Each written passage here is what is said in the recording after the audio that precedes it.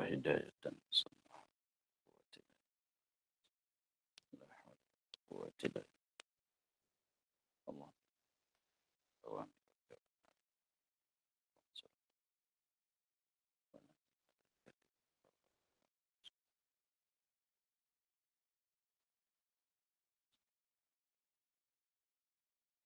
رب اشرح لنا صدرنا ولا شيخ المصدر عن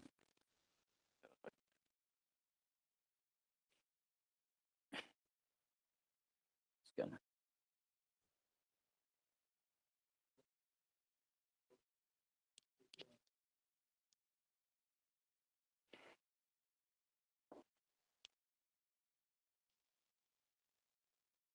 Dan sunat pada qomat menghimpunkan tiap-tiap dua kalimah satu suara, maknanya satu nafas.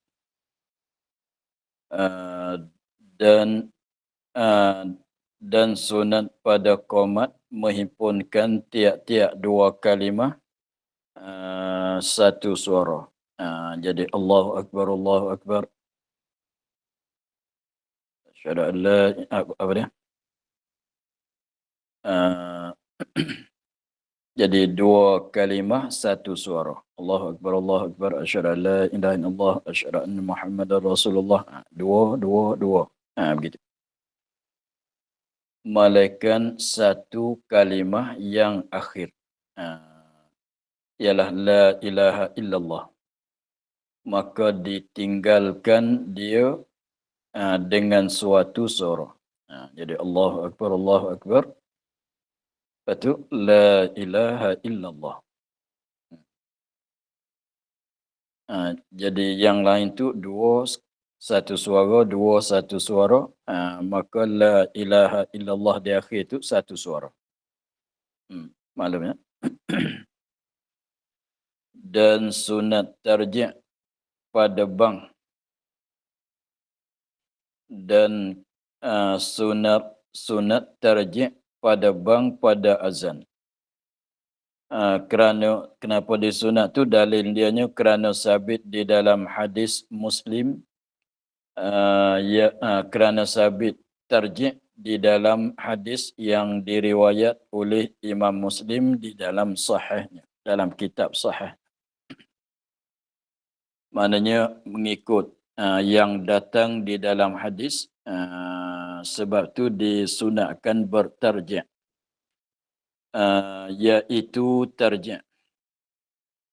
Disebutkan dua kalimah syahadah. Dua kali, sebut tu dua kali. Sebut tu dengan perlahan-lahan. Sekira-kira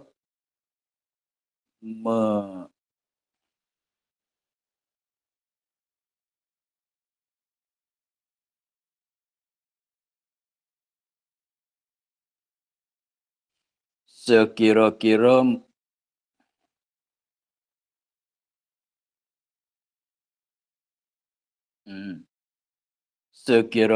mendengar akan dia.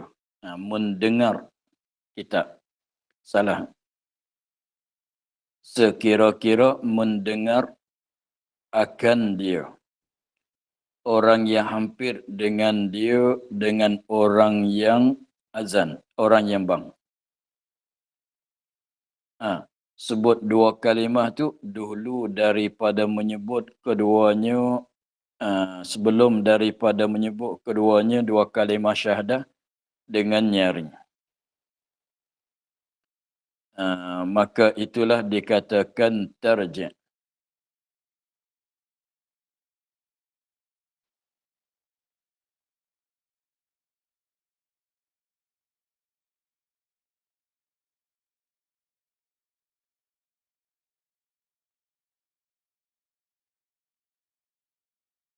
Lepas tu apa tu? Dengan nyaring dan yang dinamakan tarji' kerana ia kembali kepada menyaringkan suara kemudian daripada meninggal ia akan dia. Jadi tarjih itu ialah menyebutkan dua kalimah syahadah. Dua kali. Dua-dua kali. Maknanya jadi empat lah. Sebab dua kalimah syahadah tu dah dua. Lepas tu sebut dua-dua, maknanya jadi empat. Dan apa dia? Sebut dua kalimah tu, betul kata tarjih tu dengan perlahan-lahan. Lahanan dia tu seakan mana sekira-kira mendengarkan dia akan tarjih orang yang hampir, orang yang dekat-dekat dengan dia, dengan orang yang bang, dengan orang muazzin, orang yang azan. Lepas tu menyebut dulu, yakni sebelum daripada menyebutkan keduanya dua kalimah syahadah tu dengan nyaring. Jadi seolah katanya bisik dulu. Jadi kita kata asyhadu an la ilaha illallah. Kata begitu dulu, sekiranya katanya orang yang ada dekat-dekat dengan kita tu dia dengar. Kalau orang jauh daripada kita tu, kalau kita azan, yang jauh daripada kita tu tak dengar. Lepas pada kata dengan lahan, patut nyaring. Lepas tu lahan pula. Lepas tu nyaring pula. Lepas tu lahan pula, nyaring pula sehingga cukup 4 kali. Jadi maknanya yang nyaringnya 4, tarjih pun 4. Maklumnya.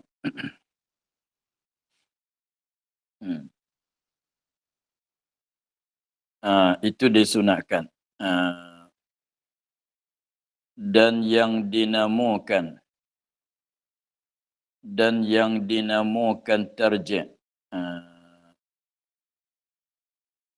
Dan yang dinamakan tarjih, maknanya sebab dipanggil kata tarjih.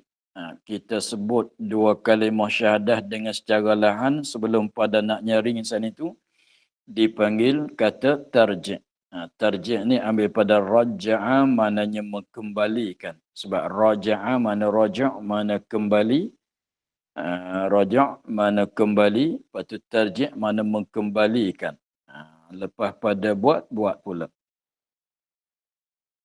Pasal nama kata tarjih sana itu kerana ia muazzin, ia tukang bang, orang yang muazzan, kembali ia kepada menyaringkan suara. Kemudian daripada tinggal ia muazzin, dia akan nyaring. Jadi pertama dia kata tak nyaring, lepas tu yang kedua dia nyaringkan suara. Jadi kembali kepada menyaringkan akan perkataan yang dia kata dengan secara perlahan. Sebab tu dipanggil katanya tarjih. Atau kerana kembali ia kepada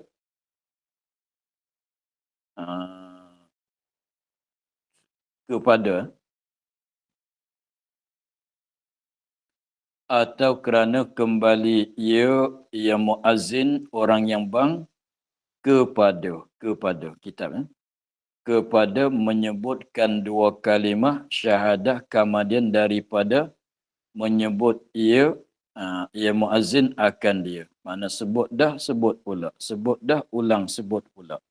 Maka sebab tu panggil tarjih. Maka iaitu dinamu bagi yang pertama itu tarjih. Maka iaitu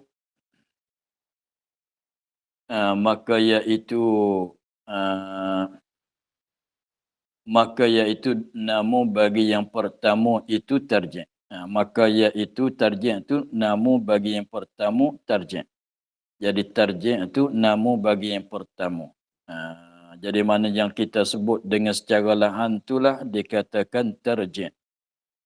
Seperti barang yang disebut oleh Imam Nawawi pada Majmu', dalam kitab Majmu'. Dan lainnya lain daripada kitab Majmu'. Dan disebut pada Syarah Muslim, kitab Imam Nawawi juga. Bahwasanya ia dinamakan bagi yang kedua. Jadi kalau mengikut Imam Nawawi dalam kitab Majmu', katanya tarjih tu kena atas sebutan kali yang pertama yang kita lahankan. Tetapi kalau mengikut di dalam syarah Muslim, yang dipanggil kata tarjih itu dinamakan tarjih, dipanggil kata tarjih itu yang kita nyaringkan. Ialah yang kedua. Dan yang menghukumkan kalam radah, radah pun kitab Imam Nawawi juga. Bahawa ia nama bagi keduanya. Kalau mengikut dalam kitab radah, katanya tarjih itu nama bagi kedua. Mana yang nyaring dan yang lahan. Dan yang masyhur itu nama bagi yang pertama. Tetapi kalau panggilan yang masyhurnya tarjih itu kena atas sebutan kali yang pertama yang kita lahan. Begitu ya. Habis. Dan sunat pada kedua bang subuh itu taswib. Dan sunat pada kedua bang subuh. Mana azan subuh kedua-dua kali itu sunat bertaswib. Kita maklum bahawasanya azan subuh tu 2 kali, belum masuk subuh sekali, eloknya waktu suhur. Tetapi masa dianya mulai masuk pertengahan malam sehingga naik fajar. Itu azan untuk yang pertama. Apabila naik fajar, azan pula kali yang kedua. Tetapi azan yang pertama tu lebih afdalnya ialah kita azan waktu suhur. Maka apabila diazankan kedua-dua itu sunat bertaswib.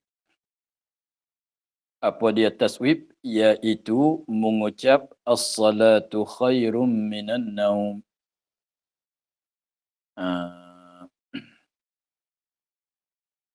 As-salatu khairum minan naum. Bermula sembahyang itu terlebih baik daripada tidur. Sembahyang lebih baik daripada tidur. As-salatu khairum minan naum. Maknanya sembahyang lebih baik daripada tidur.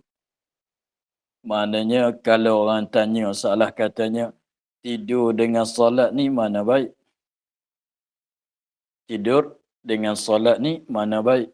Jawabnya, solat tu lebih baik daripada tidur. Jadi maknanya tidur pun bukan kata jahat, masuk kata baik juga. Tetapi solat ni lebih baik. Sebab tidur tak sedar tu, tidur tak sedar tu dia tak salah.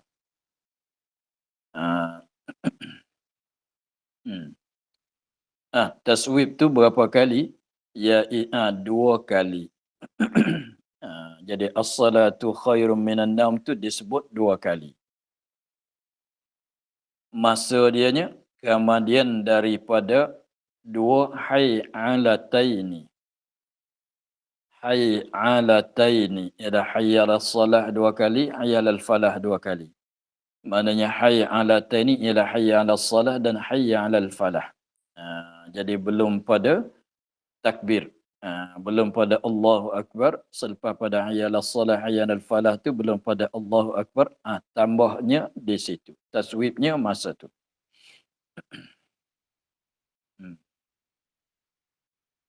Habis.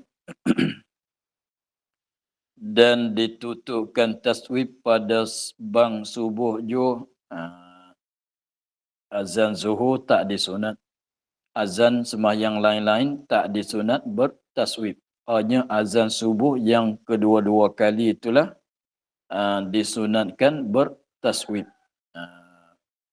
Kerana adalah tidur itu mendatang akan segan.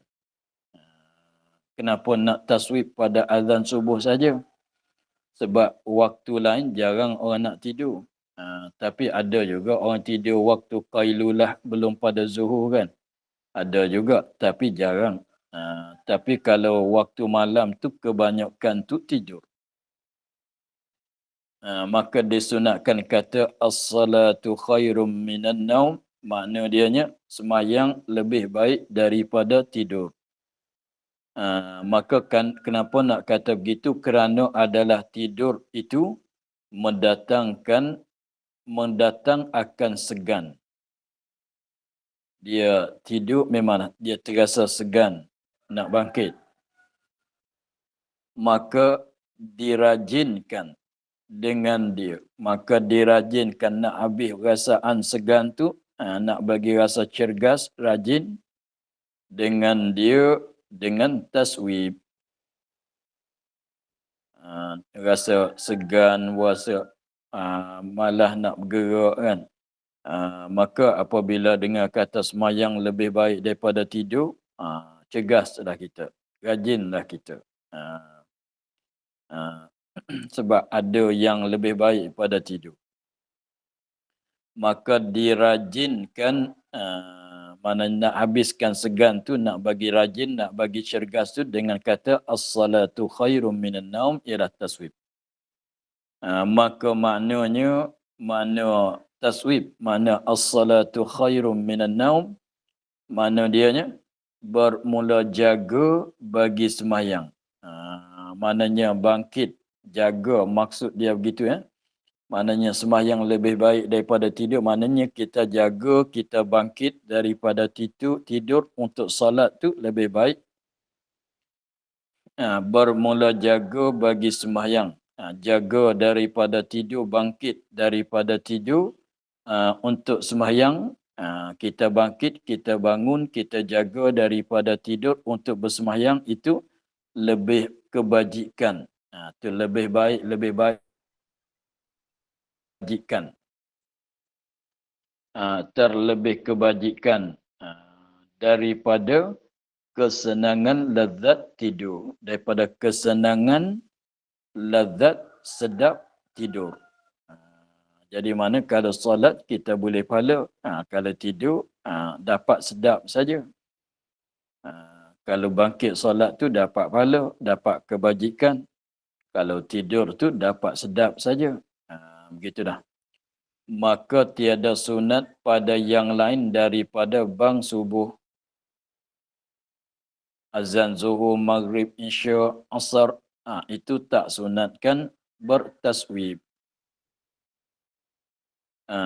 Tetapi makruh, bukan katanya harus, bahkan makruh bertaswib pada semayang yang lain daripada subuh, zuhur, asar, maghrib, isya. Itu makruh bertaswib. Itu maknanya tetapi makruh pada yang lainnya lain pada subuh. Seperti makruh mengucap hayya ala khairil amal pada subuh. Dan lainnya, lain pada subuh. Seperti makruh mengucap dalam masa azan tu, dia tambah hayya ala khairil amal pada semayang subuh dan pada semayang yang lain daripada subuh. Ditambahkan hayya ala khairil amal selepas pada hayya ala salat, hayya ala falah saat itu. Hayya ala salat, hayya ala falah tu dia tambah hayya ala khairil amal. Datanglah di atas sebaik-baik amalan. Marilah buat perkara yang sebaik-baik amalan semayang tu lah. Walaupun eloklah perkataan tu, katanya marilah siapa-siapa kat rumah tu datang mari ke masjid untuk kita buat sebaik-baik amalan ialah solat. Tetapi dimakruhkan kata begitu. Tambahkan begitu dalam masa azan, makruhkan. Pada semayang subuh, azan subuh pun makruh. Azan lain daripada subuh pun makruh. Begitu ya.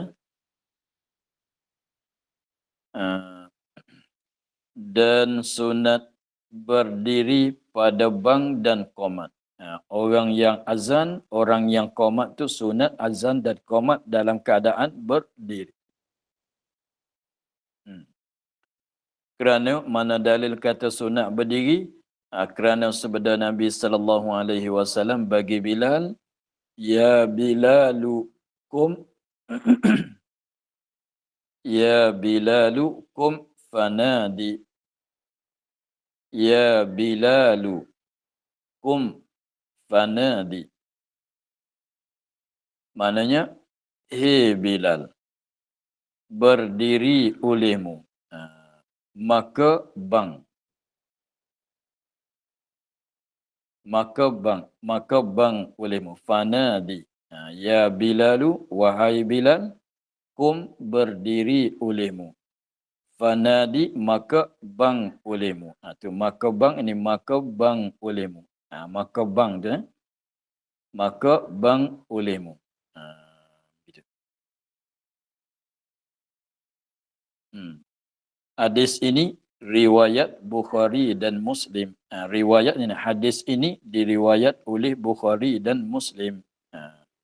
Riwayat Bukhari dan Muslim mana hadis ini hadis yang Nabi kata ya Bilalukum fanadi. Hadis ini diriwayat oleh Bukhari di dalam sahihnya dan Imam Muslim di dalam sahihnya. Kalau katanya dengan sebab tadi tu sunat berdiri pada azan dan qomat, kalau duduk macam mana? Maka fahamnya dan makruh duduk pada keduanya azan dan qomat. Melainkan bagi orang yang uzur muazzin uzur daripada berdiri. Maka lainlah sekiranya kalau dia kuasa berdiri maka berdirilah. Maka berdirilah sunat. Duduk tu makruh. Atau berkenderaan azan di atas kenderaan. Bagi sampai dia kalau zaman dulu naik kuda datang ke masjid. Sampai ke masjid tu tak turun daripada belakang unta belakang kuda, dia azan. Kalau kita sekarang tu datang dengan mutu dengan kereta, azan dalam kereta, azan di atas mutu. Itu makruh juga. Kenapa? Kerana ketiadaan berdiri yang disuruh. Sebab kalau duduk tu tak berdiri, kalau di atas kenderaan pun tak berdiri juga kan.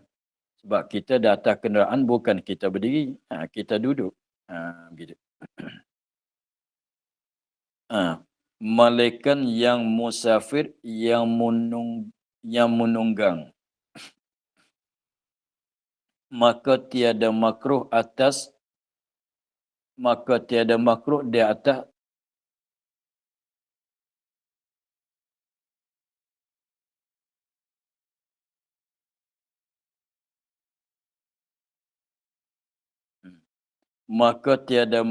di atas tunggangnya. Di atas kenderaan. Tunggangnya, yakni kenderaannya. Melainkan orang musafir. Orang di dalam perjalanan.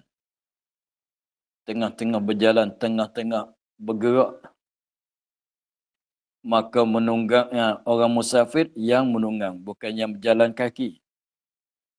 Yang menunggang maknanya yang naik kenderaan lah. Kalau kenderaan zaman dulu pun sama, kenderaan yang zaman sekarang pun sama. Dia pergi ke mana-mana, dia musafir dengan menunggang, dengan kenderaan, bukan berjalan kaki, maka tiada makruh atas tunggangan, maka tiada makruh, ini maka tiada makruh bang dan qomat, gitu ya. Maka tiada makruh, ini tiada makruh bang dan qomat di atas tunggangnya, ni di atas kenderaan dia. Jadi contohnya kita sedang atas kereta masalah. Lepas tu dah tahu dah katanya lebih kurang dekat-dekat dengan 1 kilometer tu nak singgah solat di depan. Maka belum pada nak sampai ke tempat singgahan itu untuk nak solat tu kita azan. Azan. Habis azan sampai tempat singgahan. Maka kita pun solat. Boleh kalau nak buat begitu. Tapi syaratnya dia musafir sana itu dengan keadaan berkendera. Kalau berjalan kaki tak boleh. Kena berhenti. Lepas tu berdiri. Kerana hajat kepadanya. Kenapa katanya tidak makruh kalau orang musafir di atas kenderaan? Kerana hajat kepadanya, kepada kenderaan, kepada menunggang. Sebab kita kalau berhenti lambat sampai pula. Kalau nak apa dia? Kalau nak katanya nak berdiri itu maknanya kena turun daripada kenderaan, kena berhenti kenderaan Lepas tu berdiri azan. Jadi rugi masa. Sebab tu boleh azan sambilan berjalan. Sambilan di atas kenderaan. Gitu ya. Dan tiada makruh bagi orang musafir memalingkan kiblat. Jadi azan ni sunat menghadap kepada kiblat. Paling kepada jihad yang lain daripada kiblat adalah makruh. Gitu ya. Azan sunat kita azan menghadap ke kiblat. Sekiranya kalau ni orang tidak musafir dah ni. Orang yang tidak musafir, dia azan di masjid, dia azan di surau atau azan kat rumah dia, maka sunatnya dia menghadapi kiblat. Kalau tak menghadap kepada kiblat, menghadap kepada jihad lain adalah makruh. Tetapi untuk musafir, untuk orang yang di dalam perjalanan, ketika dia azan atas kenderaan, ketika dia azan waktu dia di atas kenderaan tu, maka tak makruh dia menghadap kepada jihad yang lain daripada kiblat. Tu mana kata memalingkan kiblat. Sebab kita nak menuju ke arah mana? Misalan kita katanya kita menuju ke mana? Timur. Masalah kita hadap ke timur lah. Kalau tidak nak macam mana? Kita nak kenderakan, nak drive kereta lagi. Seperti tiada makruh serta berjalan di dalam bang. Gini ya. Seperti tiada makruh kalau orang musafir dengan berjalan kaki, maka azan sambil berjalan tu, maka tak makruh juga. Tak makruh. Kerana hajat kepadanya kepada berjalan. Dan memadai bang dan komat serta berjalan jikalau jauh ia, sekira-kira tiada mendengar orang di akhir akan awalnya sekalipun.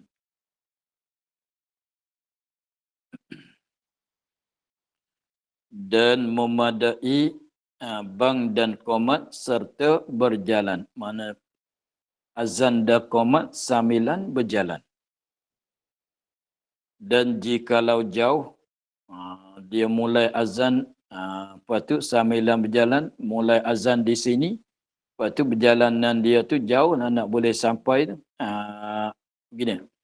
Jadi kalau kita katanya kita azan, sambilan berjalan, mulai daripada awal sampai akhir azan tu guna berapa minit? Biasanya dekat-dekat 5 minit juga tu.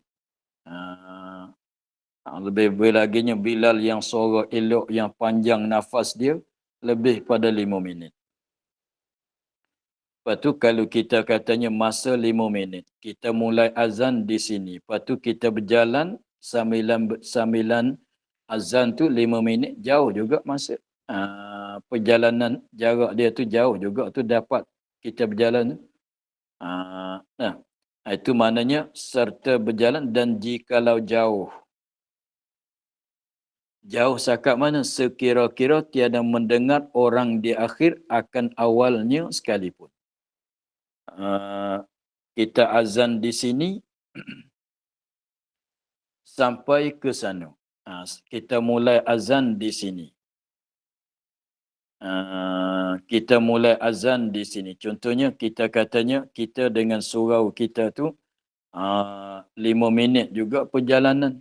Kalau berjalan kaki tu 5 minit juga nak sampai ke surau kita tu. Contohnya rumah kita dengan surau tu 5 minit perjalanan. Lepas tu apabila kita mulai keluar daripada rumah, kita mulai azan. Ketika kita mulai azan tu, orang yang duduk di masjid di surau dia tak dengar sebab jauh lagi. Lepas tu sambilan berjalan sambilan azan, apabila dekat-dekat nak sampai ke surau tu, baru orang yang ada di surau tu dengar. Walaupun begitu jauh sekalipun tak mengapa. Memadai. Nak tahu di mana Sekarang zaman dulu dia boleh azan di mana lah sebab tidak ada mic. Sekarang nak azan kena ada mic. Mic tu ada kat masjid kat surau. Lepas tu boleh ni kalau nak buat begini, nak cerita hukum lah. Dia Bilal. Lepas tu tengok waktu dah dekat. Tengok waktu dah dekat. Nanti kalau dia berjalan nak sampai ke surau, jadi waktu dah masuk. Begini. Kita katanya waktu dah masuk. Dia masih kat rumah lagi. Dia waktu dah masuk, dia masih kat rumah lagi. Kalau nak pergi azan, nak berjalan-jalan, nak boleh sampai ke surau tu 10 minit juga. Padahal ketika waktu dia keluar daripada rumah tu, waktu salat dah masuk. Maka dia azan lah. Keluar pada rumah sambil berjalan, sambilan azan. Lepas tu,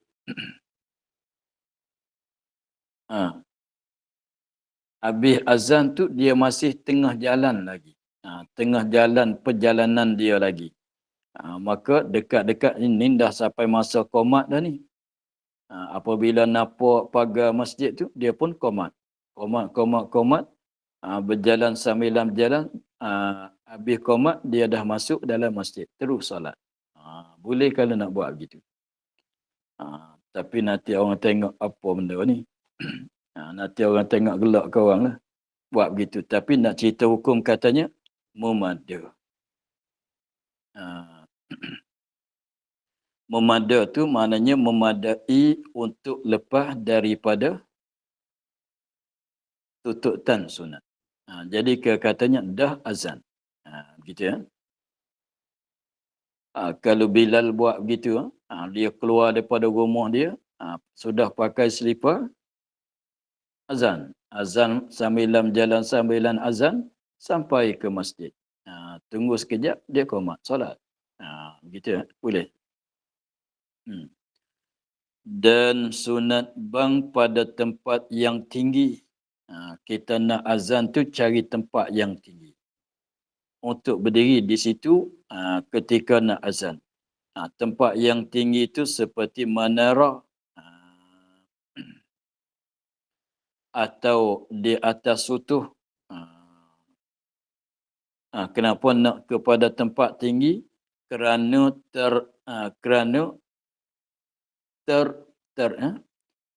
terlebih menambah memberitahu. Sebab kalau kita azan di tempat tinggi itu, mana suara kita pergi jauh. Nak pergi jauh. Kalau kita azan dalam masjid, orang dekat-dekat rumah dia, dekat masjid, dekat surau tu dengar lah. Tapi orang rumah jauh-jauh tak dengar. Sebab suara tak pergi jauh. Tetapi kalau kita azan di tempat tinggi, mana suara kita merata pergi. Jadi maknanya orang jauh pun dapat diserukan, dapat tahu dengan masuk waktu. Gitu ya. Kemudian katanya nak azan saat itu nak kena cari tempat tinggi-tinggi seperti menara, seperti sutuh.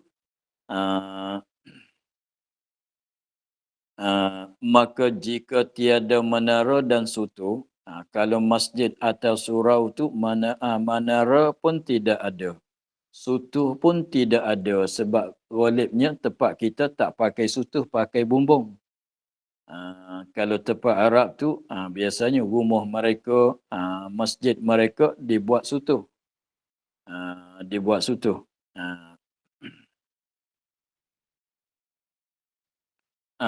Maka sekiranya tidak ada menarah dan sutuh, maka bang pada pintunya atau barang sebagainya. Kita jangan bang di dalam masjid. Kita jangan azan di dalam sebab suara tak keluar sangat. Maka kita bang kat pintu atau kat jendela. Begitu. Supaya suara azan tu keluar daripada bangunan surau dan masjid. Sebab kalau azan di dalam tu kurang nak menyampai. Kalau azan kat pintu lebih jauh lagi. Gitu ya. Dan tiada sunat pada qomat. tempat yang tinggi. Nak qomat tak payah pergi kepada tempat yang tinggi. Sebab sebab kita azan ni nak panggil, nak bagi tahu dengan masuk waktu dan nak panggil orang datang solat. Apabila begitu kita dah panggil. Dah panggil orang dah datang. Apabila orang dah datang, jadi maknanya kita tak perlu kepada menyaringkan tempat tinggi. Menyaringkan tak perlu kepada menyaringkan, tak perlu kepada tempat tinggi. Sebab qomat tu untuk nak cerita kata dah sampai masa nak solat. Nak mulai solat dah ni. Bukan nak bagi tahu katanya masuk waktu, bukan nak bagi tahu, bukan nak ajak orang datang solat. Sebab nak qomat ni orang dah datang. Melainkan kerana hajat. Melainkan kerana hajat. Nak kena qomat di tempat tinggi juga. Hajat kepada qomat di tempat yang tinggi juga. Kenapa? Kerana kebesaran masjid. Orang zaman dulu tidak ada mic. Lepas tu masjid tu besar, luas sangat. Kalau azan dengan azan di tempat belakang imam tu, kalau Bilal tu, kalau azan, kalau qomat di belakang imam tu, suara tak meratai masjid. Suara qomat tu tak dapat meratai seluruh masjid. Sebab masjid sangat besar. Maka nak bagi meratai suara keseluruhan masjid tu, nak kena naik kepada tempat tinggi juga. Maka kalau begitu sunatlah. Sebab ada hajat kepada tempat tinggi.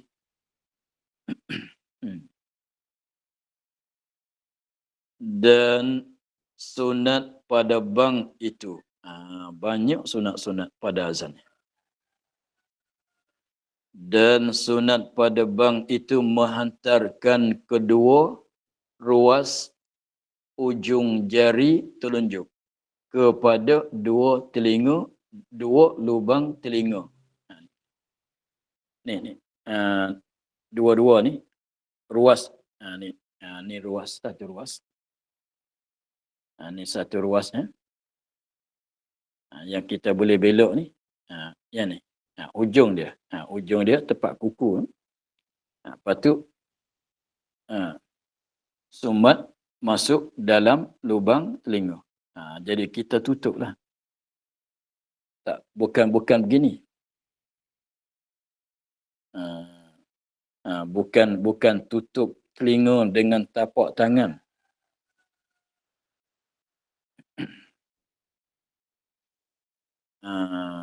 Cara dianya menghantar, letakkan kedua-dua ruas ujung telunjuk. Dia jari kita ni, kalau yang 4 ni 3 ruas, kan? Adapun yang ni 2 ruas.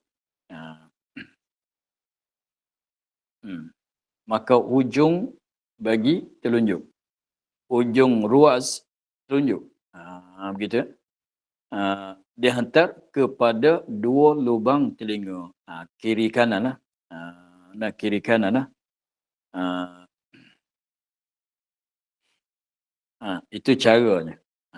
Letak jari, ujung jari telunjuk tu masuk dalam lubang telinga.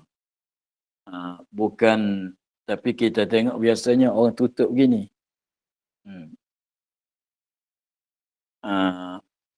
Kenapa kita sunat buat begitu? Kerana memperbuat Bilal yang dia makan itu di hadapan Nabi SAW. Sebab Bilal dia ada buat begitu. Hantarkan ujung tadi. Bilal dia ketika dia azan dia buat begitu. Lepas tu dia buat begitu tadi, dia letakkan ujung telunjuk dia masuk dalam lubang telinga. Sekadar dapat tu lah. Buat tu di depan Nabi SAW.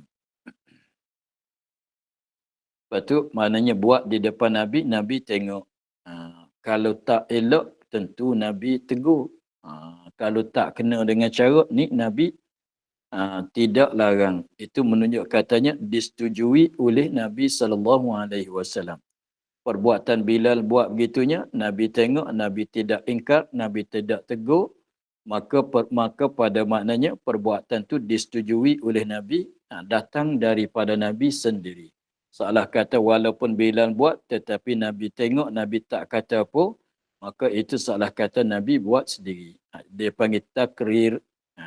Dia ada dia hadis Nabi, sunnah Nabi itu ada tiga. Ada kala perbuatan Nabi, ada kalanya cakapan Nabi, ada kalanya takrir Nabi. Guna telunjuk, ujung telunjuk. Dan maka jika tiada dapat dengan telunjuk, maka dengan ujung jarinya yang lain. Sekiranya ujung telunjuk dia ada sakit, masalah nak letak begini tak boleh, nak letak dalam lubang telinga tak boleh sebab sakit ke masalah apa-apa keuzuran lah, tak boleh nak guna, maka guna jari yang lain daripada jari telunjuk. Lepas tu hikmatnya, kenapa nak letak jari dalam lubang telinga? Hikmatnya, kerana adalah yang demikian itu menghantarkan kedua ruas hujung telunjuk, jari telunjuk tu, terlebih menghimpunkan bagi suara yang dituntut. Jadi terlebih menghimpunkan suara. Suara jadi kuat kan? Terlebih menghimpunkan bagi suara, menghimpunkan suara tu yang dituntut. Sebab azan nak kuat kan? Kalau kita tutup situ lagi kuat. Lagi kuat, lagi nak. Sebab kita nak menyampaikan suara pada orang jauh-jauh. Dan tiada disunatkan pada qomat. Tutup sana itu, antarkan letakkan hujung jari di lubang telinga tu tak sunat pada qomat. Sebab qomat tak sunat nyaring. Begitu.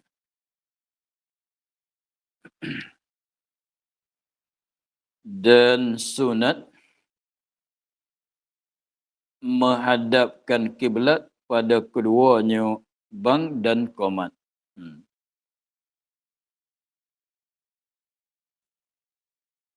Kenapa? Kerana ia kiblat. Kerana ia jihad kiblat, pihak kiblat terlebih mulia daripada segala jihad. Jadi maknanya pihak kiblat, pihak yang terlebih mulia daripada tiga yang tinggal lagi.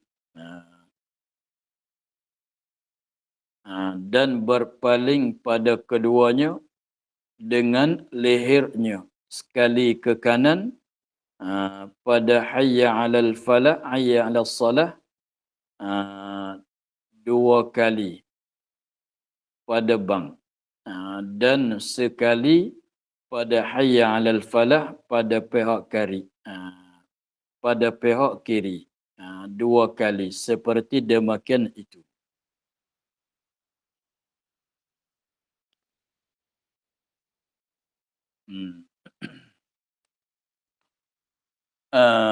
Dan berpaling, dan sunat berpaling, dan sunat berpaling pada keduanya azan, bang dan qomat. Waktu azan pun sunat berpaling, waktu qomat pun sunat berpaling. Tapi berpaling tu dengan lehernya. Dengan leher, bukan dengan dada. Jadi maknanya macam kita beri salam. Macam kita beri salam dalam solat. Jangan dengan dada begini. Kalau dada begini. Bukan. Tu begitu bukan. Jadi leher saja. Mana tempat bergerak tu leher. Sendi leher. Bukan belakang. Jadi macam kita beri salam pada masa salat.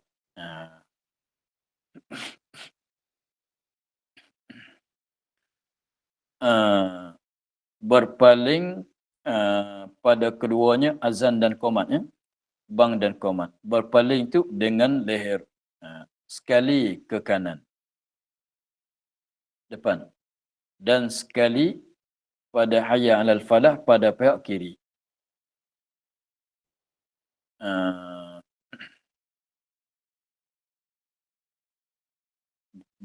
Uh, bukan maksud paling satu kali saja.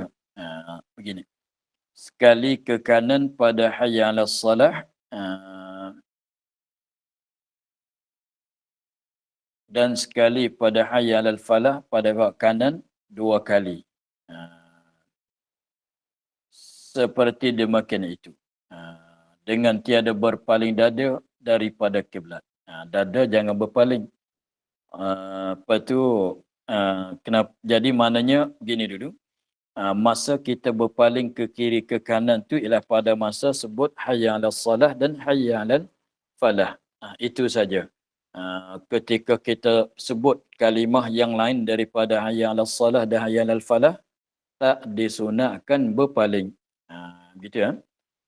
Tak disunatkan berpaling pada masa kita sebut lain daripada hayya 'alas salah dan hayya 'alal falah.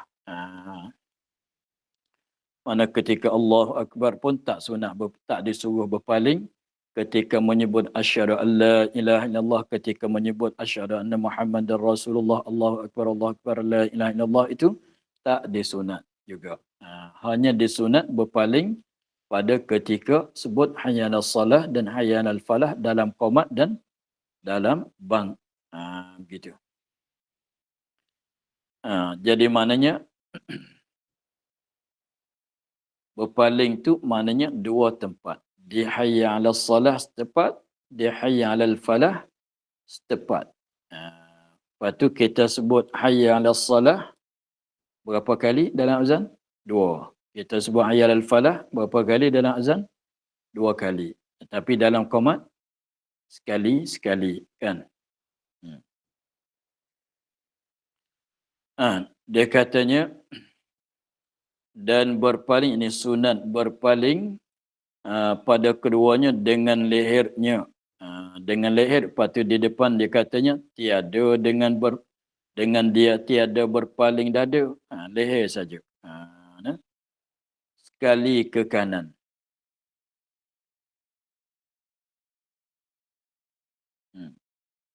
Sekali ke kanan pada hayya 'alas salah.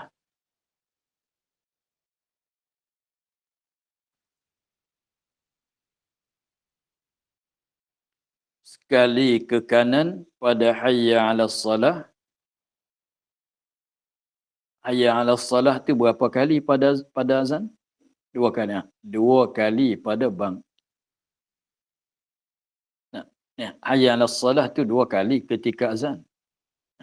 Gitu ya. Dan sekali pada hayya 'alal falah pada pihak kiri. 2 kali seperti demikian itu, yakni pada azan.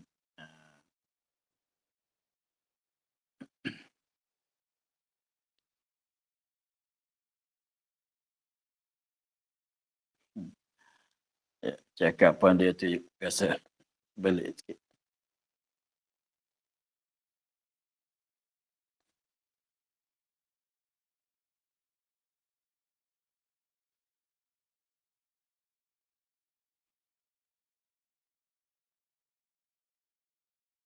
Sekali ke kanan pada hayya 'alas salah, 2 kali pada bang. Dan sekali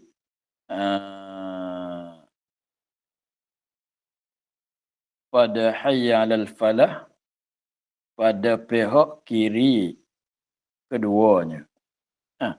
Pada pihak kiri 2 kali.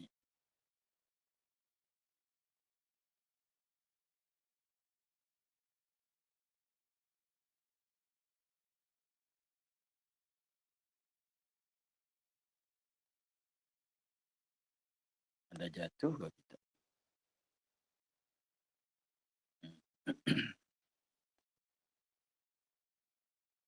Nampaknya kita kena tangguh dulu ya. Kesalahan macam tu.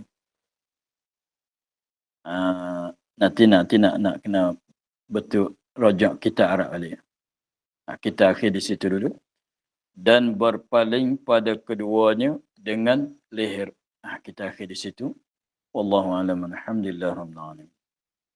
A'udzubillahi minasyaitonir rajim. Bismillahirrahmanirrahim. Alhamdulillah rabbil alamin. Wassalatu wassalamu ala asyrafil anbiya'i wal mursalin. Wa ala alihi